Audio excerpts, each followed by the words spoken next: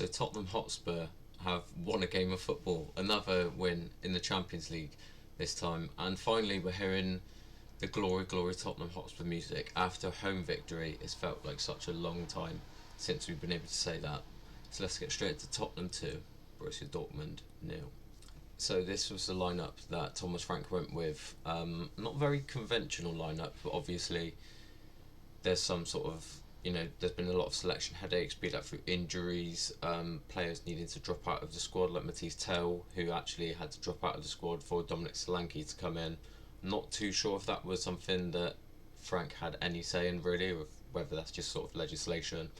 But yeah, bit of a rogue team. Van der Ven obviously was out through suspension, so you've got Kevin Danso coming in. Destiny Doggy comes in, but Jed Spence also stays in the team. So three fullbacks on the pitch. You've got a Doggy at left back, you've got Porro at right back, and you've got Spence in this sort of left wing role, which, if I'm honest, before kick-off I think everyone was a bit surprised at it, but it really, really seemed to work. And especially, I think out of possession they highlighted it on TNT, that quite often out of possession you'd have Spence tucking in at wing back, and then you'd have the Doggy here in the sort of less centre back that sort of area. But yeah, it really seemed to work, and I think it's a result which we've needed, and we've needed a win. Just something that we can see, which just points us towards something, like building towards some sort of attacking play, some sort of identity, rhythm, any sort of relationships on the pitch in an attacking sense. And I think today it just seemed to work, and it hasn't really worked before. I think there's an element of Dortmund sort of playing into our hands a little bit in the way that they press so high up the pitch and sort of left a lot of gaps vacated, especially once Svensson got sent off. But I think when it comes to when you're looking at the sort of players on the pitch, for me, I think there was only one call for man of the match, and I think it was pretty obvious if you watch the game who that was. So for me, I think Xavi Simons was the best player on the pitch. He was absolutely purring. I think that was definitely the best sort of performance we've seen from him in a Tottenham top. And yeah, I think it just goes to show that if we can play to his strengths, and there's an element of obviously him sort of adapting to our game as well, whatever that is. He was just brilliant today, and he was coming deeper and deeper to get the ball, getting involved, riding a few challenges, and I think you're starting to see him sort of become a bit more accustomed to, I say us as a team, even though there is not much of a attacking identity or rhythm. I feel like he's getting more and more used to the players that he's playing with, and I think we're starting to see some sort of, I wouldn't call them signature moves, but there's a couple of times where he dropped the shoulder and it was a little shift of the hips, and it just sort of sent the defender and just allowed him, a bit of time to maybe open up the game with a pass or come inside and sort of regain possession. And he looked like he was enjoying himself. And there's a chance where he got on the end of, I can't remember who it was, but I think it might have been Porro had the bad touch it was when there was a counter attack, and I think Simmons got the shot away and it was safe from there, and then you could see him and he just looked happy. He had a smile on his face, and it's not something that we've seen a lot of this season when it comes to Xavi Simons. And I think he's slowly but surely, I think he's getting there, and I think I think personally, despite the result, I think Thomas Frank probably won't end the season as Spurs manager based on sort of domestic form. So I think looking beyond this season, whoever it is that comes in next, if they like to play attacking football, like to sort of be the pragmatist in most situations, then I think Xavi Simons is going to absolutely thrive under that manager, and I don't think it's a case of us needing to wait to the end of the season to see the best out of Simons, because I think especially these European games we're seeing more and more the sort of player that he wants to be, and when the games are more open, you know, that's something where Simmons is naturally going to shine, and I think the problem we've had is being the pragmatist and opening up games, opening up low blocks or crowded midfields, things like that, to allow our players like Xavi Simons, who will be a star player at Tottenham, especially if he carries on sort of playing how he did tonight. And I thought it was good. I think it's sort of the game he's needed. He did have that sort of really good week where he scored against Slavia Prague and Brentford, and then it's sort of not really gone his way since then. Obviously, results sort of dictate that, and the fact that he obviously got sent off against Liverpool, and that sort of damaged his momentum, I think, in a Tottenham top. And a game like tonight, he's been needing a performance like that where he's just enjoying himself and he can, sort of express himself on the ball. And I think the red card definitely helped. Don't get me wrong. I'd imagine, not so much in the second half, but in the first half, there obviously wasn't as much defensive duty for him, because there was a lack of option on that side because of the red card. But really good performance by Simmons, and to do it in a game again like Dortmund in the Champions League, where a lot of eyes are going to be on you. I feel like that's the sort of game that that can build confidence, that can sort of stop any sort of negativity about Simmons from sort of neutral fans. Not that we're particularly bothered about how Xavi Simmons is perceived by other fans, but overall it was a really good performance by Simmons, and I think he really give us a glimpse into the sort of player that he can be at Spurs if we can open up games on a more frequent basis, because if we do, then he's going to shine in the Tottenham top. Another player who I think deserves a lot of praise for his performance tonight was Dominic Solanke. I thought Solanke led the line very well. Obviously that was his first start of the season, and I think it's the first since maybe might have been in Bilbao, but yeah, he led the line, and he got the goal, which, don't get me wrong, wasn't the most particularly aesthetically pleasing, but it was a goal which I think he deserved. The way he held the ball up in sort of tough situations when he's got two defenders on his back and that sort of thing, as well as the sort of, he just seemed to add some sort of tempo to our game in the way that we pressed. Always straight on Coble every time the ball was back to him, straight on the centre backs, and really adding something that I feel like we've been missing even when Richarlison was fit. And Solanke, he's not Harry Kane, and I think there needs to sort of be the realisation that the levels that we've seen over the last 10 years in front of goal with Harry Kane is unprecedented. For someone to score as frequently and as consistently as they did year upon year, that sort of set the expectation levels to unrealistic levels if we sort of think how we operate as a club with transfers and paying big wages and that sort of thing. We sort of need to think that we're not going to be able to have the best striker in the world up front for us anymore. But I feel like Solanke's come in for some sort of unfair criticism since he's come to Spurs. I think his availability, definitely that's something that, if you're looking at sort of value for money, you'd say that, he has had problems with injury. I don't think all of them are necessarily his fault, and I don't think that, any sort of player would want to, get an injury. I think, if you asked all players, I'm pretty sure they'd rather be fit and available rather than, sort of going through rehab and that sort of thing.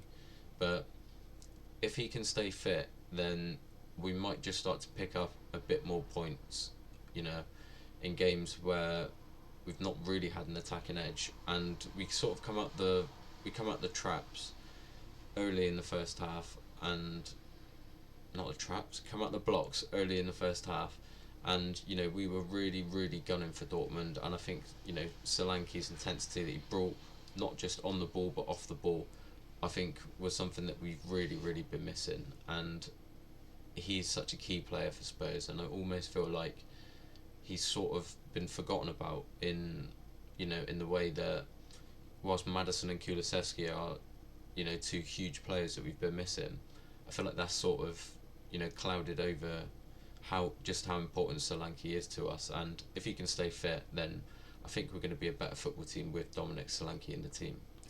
Which does bring me on to another point in the striking department, and Randall Kolo Muani is it's getting harder and harder to sort of justify his place in the team, and I know it was sort of due to the sort of selection headache that we've got, but he really just doesn't look interested at all at playing for Tottenham, and I'm sort of at the point where I said it in the last video that if we can get a deal done for a striker, to bring one in this January, it seems a bit unrealistic, but if that option was available, I'd be quite comfortable sending Kolo Muani back, and then in Richarlison's absence having this second striker, Solanke, and Dane Scarlett to see out the rest of the season, because there was one ball where I think Porro put it over the top towards Kolo Muani, and he's just give up on it so early, and then Spence got across and it got to the corner flag and kept it in, and then as a striker you should be thinking there. Spence kept it in the sort of quadrant of the corner flag, and then if Kolo Muani's alert, then he's got 10 to 12 yards of space in front of him, completely not picked up, where he can just get into the box and challenge, and he just seemed to stroll towards the edge of the box. And then there's another one where Porro there's a big break in numbers where Simmons won it back, and I think there was it was Porro, Xavi and Romero really steaming forward, and Kolo Muani, I don't know if it was because he saw there's other options in front of him, but he just seemed to be jogging, and if he'd started from the off and this was about 88th minute, then I'd have a lot more sympathy for him, but he came on around the 60th minute and he was only on the pitch for about 20-25 minutes, and I don't want to dig him out and for this to be a negative, but I'm just sort of at the minute struggling to see who's benefiting from this loan, because I don't think we are, and I don't think Kolo Muani is, and the only thing I can think is purely just based off of a numbers perspective, because he just really doesn't seem interested in playing for Spurs, and that is something that is disappointing, and especially with someone who's sort of built this reputation as a goal scorer, someone who gets into the France national team, is clearly a good player, and it could be a system issue, and I wouldn't be surprised if it was, and it might be a confidence issue, but just at the minute I'm really sort of struggling to see who's benefiting from this loan at all with Kolo Muani. But I would love to be proved wrong, and believe me, I would love to be coming on here and singing his praises, but I just sort of can't itch. There's an itch that I need to scratch with Kolo Muani, in that sense that he just doesn't seem interested, and that's just something that I just sort of can't really shake. But who knows? I'm not gonna publicly come out and start slating him or anything like that. It's just sort of something that I picked up on throughout the game, but that could just be a confidence issue. But we'll see what happens. And then some honourable mentions, who I thought just really had a good game First of all, Wilson Odobert. I'm, someone who's always sort of really had a feeling about Odobert that there's such a good player in there, and I feel like we're starting to see it now. There was some sort of murmurs online that there's a lot of anxiety that Odobert had about playing in front of the home sort of support, but I feel like sometimes with managers and with these sorts of players, they sort of get the chance when they're not really sort of expecting it, and then you just got to be able to take that. And I feel like he's doing it with Thomas Frank, sort of similar to how Spence and you could argue even Bergvall and Gray, sort of through sort of sheer lack of numbers, had that opportunity presented to him last year, and all three of them took it really well. And I think Odobert has, and I think Matisse Tell is doing that as well.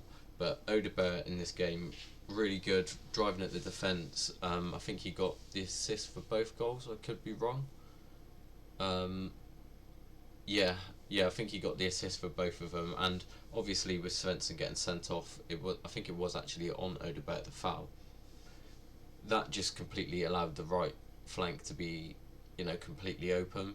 And if you're going to be super critical, you'd say, well, if you've got more space, you should, it would allow you to have a better game. But I think just tactically, his intelligence was really good. What he would do quite a lot is really start out wide and stretch the pitch when Porro was ahead of him, and then come inside, and then that would draw the defenders in, and then the amount of times that it would come out to Porro on that right hand side, and he'd have so much space to, put in some really good deliveries. And he's a player that also had a really good game, put in a couple amazing balls, and it is a sort of balls where if you don't make the run, then if the striker doesn't make the run, then nothing's going to be, no criticism's going to go towards that sort of cross. But I thought we had a really good game. Defensively, I thought we played well. When Lucas Bergvall come off and was replaced by Janai Byfield, we've seen Porro move into midfield alongside Archie Gray, and even then he held his own. Sort of got to the counter-attacking stage towards the last closing moments of the game. He was leading that 4-on-1 charge that we mentioned earlier, and I think it was just sort of fatigue, being moved all around the pitch, being asked to attack so intensely in the first half, and also being asked to defend more intensely than he would have in the second half than he did from the first, as well as moving into midfield. I thought that was a good performance by Porro. Also, Udogie and Spence, I thought they worked really well together. Out of possession, Udogie would sort of move in and form that back five, and it would sort of just allow it would allow Spurs just to be that bit more secure, with Gray and Bergvall sitting in front. And Spence really was up for it today. That Yan Kuto, who was playing at right wing back, had a torrid time against Spence, and there was a few times where he just completely spun him, and it was a dangerous ball across the box which was eventually cleared. And Udogie as well in the second half, really sort of inverting in the way that we've seen he was under Postecoglou, really liking that sort of inside run, preferring to sort of take that underlap rather than the overlap on that left hand side, and he'd done that time and time again, and really helped us sort of regain momentum. Whenever a cross would be cleared by Dortmund, Udogie would be there to sort of pick it up, sort of go again, recycle possession, and thought he'd done well. Also, Archie Gray and Lucas Bergvall, I think that's probably the first time they've started in that double pivot together since probably the Burnley game, which when you think of it, is probably about 5 home league wins ago. When you think of how sort of bad our record was, but it was 2 home league wins ago. Wow. But both of them I thought had a really good game. Bergvall looked like he was really struggling with whatever sort of knock he picked up, so we're gonna have to wait and see what happens with that. Obviously, Frankfurt's coming up in a few weeks, and Conor Gallagher can't play there. Basuma's not registered, so we're going to need Pape Sarr to come back, in one piece off the back of Senegal winning AFCON. And yeah, I thought both of them did really well together, and it's a nice little look into what the future could look like at Tottenham. And just before we go, whilst we're on the topic of the future of Tottenham, we did see a new debutant for Tottenham.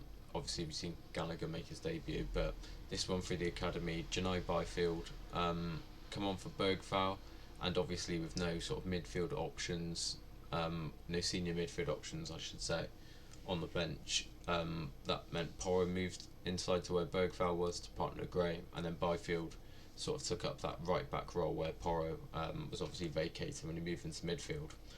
And I thought he played quite well. I thought he held his own. I was quite impressed with, obviously that's his senior debut, and I think they said 17 years and 45 days, becoming our youngest ever Champions League player in the process by doing that.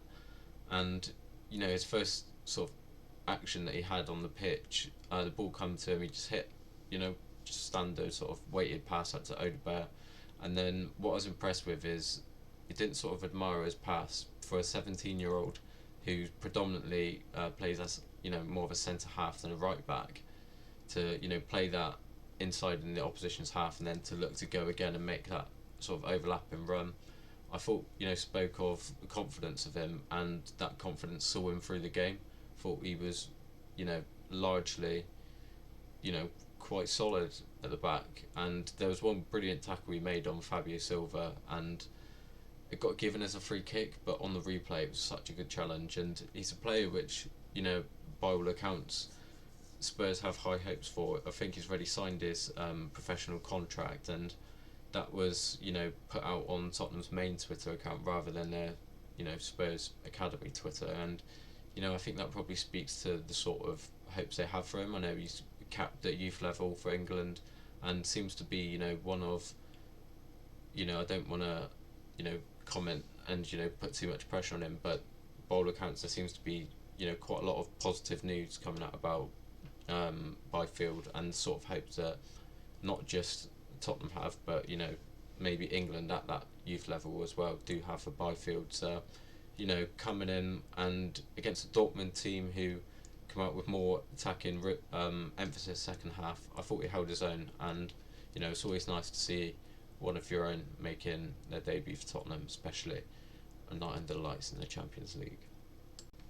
So that concludes the Dortmund game that we've sort of since Saturday evening been dreading, and has been billed as sort of the nail in the coffin for Thomas Frank, but he lives to fight another day. And Spurs, we're now up to 5th in the Champions League, and a win against Frankfurt means that we'll avoid that sort of round of 32 extra playoff round, whatever you want to call it. So if we can go to Frankfurt and get a win like we did last year, then that would be us over the line. And despite how bad we've been domestically and in the cups, the thought of having Champions League football still left to play leaves some sort of something to get up for, something to at least have some faint hope that can be crushed later on in the season. But yeah, overall really good performance. I thought Thomas Frank, to be fair to him, got it right today. I think playing Spence at left wing really was a good call, and if I'm honest, I thought that probably the better play personally was probably to move Porro as more of a sort of right winger and have Odegaard on the left with Spence at right back. But that's why I'm sat at home talking about Tottenham, and that's why Thomas Frank has had a good managerial career, even if I'm still not 100% certain he is going to have a successful career at Tottenham. But I don't want to make this about Frank. I just want to give him his flowers. Whilst he's guided us to another clean sheet in the Champions League and another home win to keep up our impressive European record at home, which now is stretching towards around 6 years. So overall, a much needed win. and 3 vital points in securing that top 8 place in the Champions League. So I'm not sure if I will see you after the Burnley game yet, just because of sort of outstanding circumstances, or outstanding, but sort of prior sort of circumstances. But yeah, we'll don't know when I will next see you, but if you have enjoyed this, make sure to drop a like or share it or do whatever you need to do with the video. And until then, up Spurs.